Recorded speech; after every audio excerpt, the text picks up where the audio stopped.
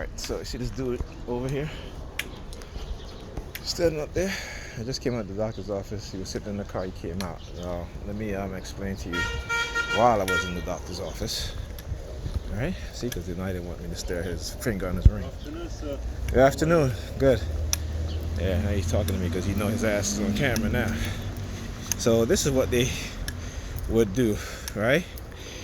How they used to have me fixated on people's wedding rings, particularly wedding bands and stuff like that, you know? So while I was in there, they were targeting me, and again, it was a reference to Pam, because the nurse's assistants in there, they used one of them, particularly very tall one, again, same height as Pam, right? And they were using her, okay, because I think I remember I told you guys about how they were sending me subliminal messages with all these white men, right? Every time I leave her apartment building, walking on the block, there's some white dude. I get on the bus, the only white dude on the bus, you know? And so, basically trying to send me subliminal message that she's dating some white dude or have you, and, you know, blah, blah, blah, all this other stuff, right? But again, you know, this is my interpretation based on my targeting and the subliminal message that they're sending me, right? And then again, they send me a whole bunch of subliminal messages, so who knows if it's true or not? And like I said, I don't really care. But what I do care is the fact that, you know, her participating in this program to target me, and particularly using white men to,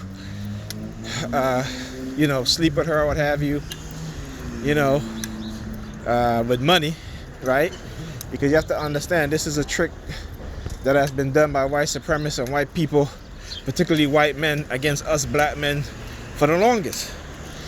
White men with money, they're driving their fancy cars, you know, sleeping with, you know, they come into our neighborhood, you know, with their flashiness, their fancy cars, and, you know, sleeping with black women just so that they can do it. And they do it for sport.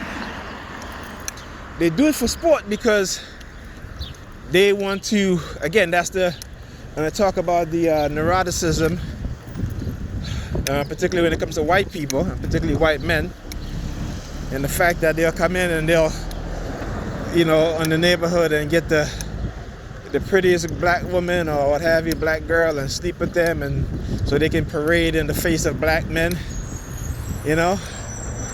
Just as how you have these small businesses with these married white men, and when you go into these businesses, all they hire is black women, right? They hire just black women, and guess what? The majority of them, and I would say the majority of them, is probably sleeping with these black women, you know, because again, they use the job and money as a tool for control and to get what they want, right? So when I came out, the dude that came in, I was sitting in the waiting room, and he came in with this other guy, came in behind him, and this other guy, black guy, he had a dog with him, right? And I'm like, this is a doctor's office. This is not a damn veterinary office, okay? This is not that type of office. But he comes in there after this guy, and when this guy first came in there, he stand, the same one that you see you stand in front of the car that said hi to me or what have you, stand up in front of the door, right? You know what I'm saying? Looking at me. Then the other dude that had the dog, you know, I guess he was waving to somebody, what have you. He came up and he went to the reception area, and, you know, all the nurses, what have you. So as I was leaving the doctor's office, one of the Hispanic girl that works in there, named Jessica, right? She turns around to the other young black woman that was there, and she goes, "That's Nigel," you know. And I'm like, yes, that is me. I am he. This is Nigel. What do you want, a fucking medal? You know, I mean, I didn't curse, but, you know, you know what I'm saying?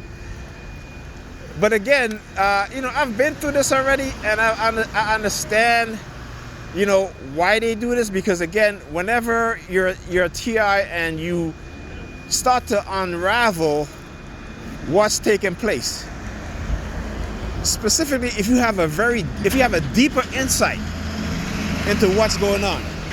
and understanding how people are being played and how they're being manipulated as well as you've been manipulated, and with these technologies and what have you, that's being used on us, right? And the fact that they will go through any lengths to keep these things under wraps, right? And again, this is a new way in which they have created a way in which they feel like they can get away with experimenting on people, right? And then trying to manipulate or blackmail these people into silence. Okay? And I talked about this. And black people here running around with like a chicken without a head, right? Their brain has been completely shut down. And that's the majority of black people. And when I say completely shut down, I mean in terms of any form of critical thinking, any form of understanding history of this white supremacist government, the police force, right, of the racist people on the police force that have made it an effort, white people, white supremacists, have made an effort to war against black men and create all kind of programs and all sorts of manipulations and setups, right? And look at this idiot right here. I'm telling you, black people are the worst. Love my people, but they're the worst.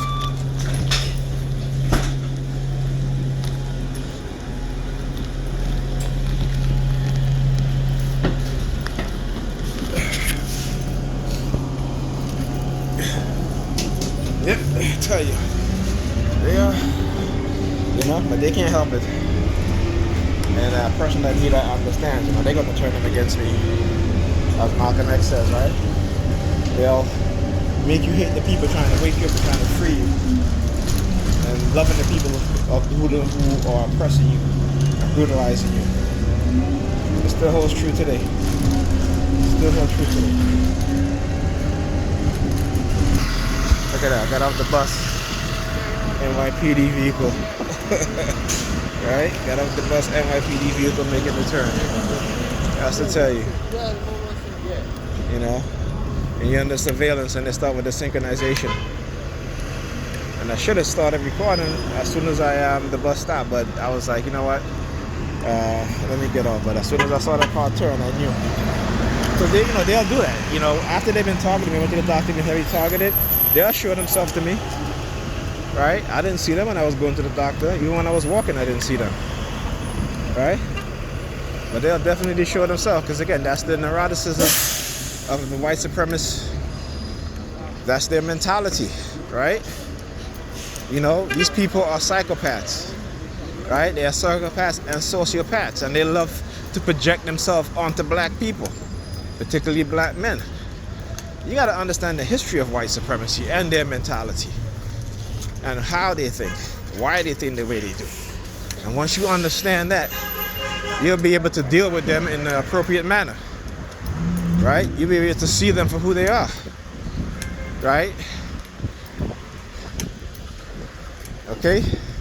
So, you have to understand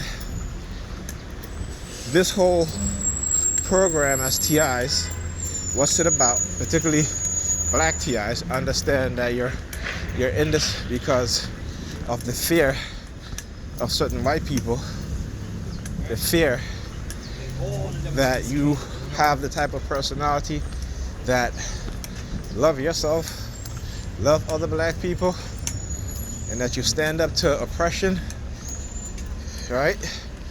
This is why civil rights leaders are attacked the way they attack. This is why children of civil rights leaders, don't talk to me, bro. You know what I'm saying? Yeah, I'm talking to you, right? So, again, when you look at civil rights leaders and how they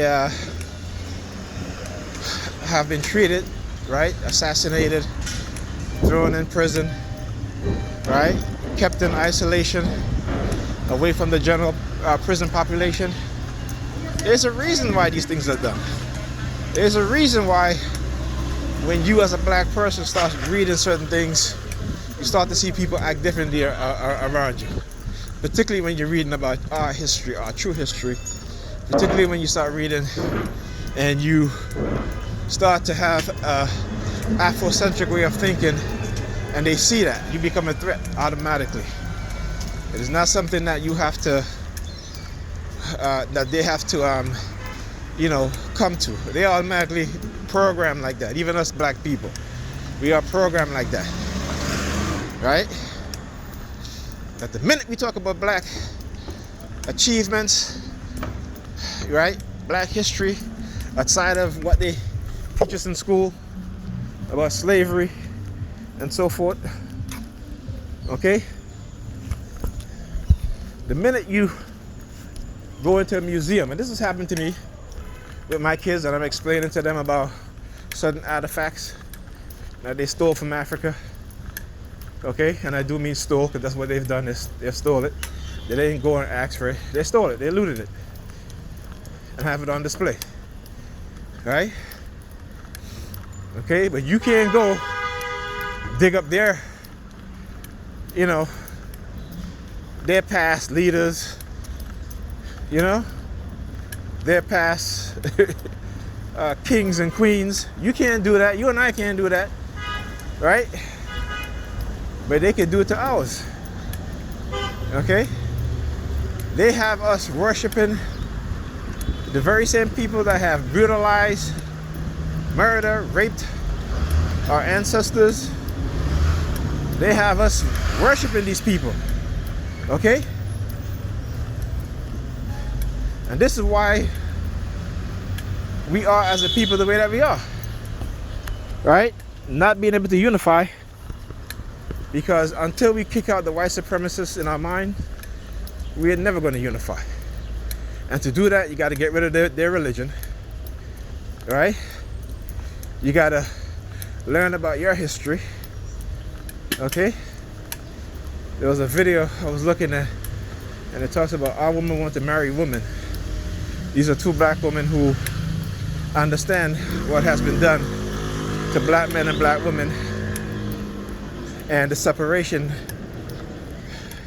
that has been ongoing for decades. And they did a video that says, our women, our black women want to marry other women, right? And again, I have nothing against LGBT community. If you're LGBT, that's cool. But I understand that many of us are conditioned into it.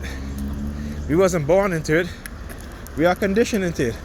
Whether it be through trauma, or whether it be through economic, psychological, and social manipulation and conditioning, right? Because some of us feel that if we are that way, it's better to get a better job, to be accepted into white society, to not be seen as a threat. Dr. Neely Fuller talks about that in the 40s and 50s, how black men, even though they weren't gay, they would act gay, because acting gay would get them employment in hotels and other places, doormen. This is what they do. But these lost Negroes today, they don't know nothing about their history. They turn their back on our scholars, our historians, our archaeologists, right? And worship and listen to the lies by these white supremacists. Okay, so this she's walking and she's looking at the white guy, looking at me, right? Because I'm going by Pam now. So this is what I'm talking about. Also, I did a post on Facebook, and one of my Facebook friends replied, "He's back," and I'm like, that's kind of odd, right? Why would you? I'll do a video on that. I'll show you guys. All right, okay.